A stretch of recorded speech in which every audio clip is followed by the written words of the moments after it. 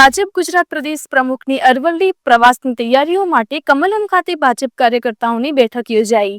અરવલ્લી જિલ્લામાં કમલમ ખાતે ભારતીય જનતા પાર્ટીના નવીન ચૂંટાયેલા પ્રદેશ અધ્યક્ષ વિશ્વકર્માનો પ્રવાસ અરવલ્લી જિલ્લામાં આગામી 18 તારીખે હોય તે અનુસંધાને તેના તૈયારીના ભાગરૂપે પ્રદેશમાંથી યુવા મોરચાના પ્રમુખ રુચિતભાઈ તેમજ કાર્યક્રમના સંચાલક દવે સહિત અરવલ્લી જિલ્લાના ભારતીય જનતા પાર્ટીના પ્રમુખ ભીખાજી દુધાજી ડામોર, પૂર્વ પ્રમુખ રાજુભાઈ પટેલ તેમજ જિલ્લાના ધારાસભ્યો સહિત 500 થી વધુ સંખ્યામાં જિલ્લાના કાર્યકર્તાઓ આ બેઠકમાં હાજરી આપી હતી।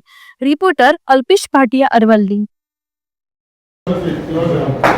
ગુજરાત પ્રદેશ ભારતીય જનતા પાર્ટીના અમારા નવા અધ્યક્ષ આદરણીય જગદીશ વિશ્વકર્માનો 18મી તારીખે અરવલ્લી જિલ્લાનો પ્રવાસ છે।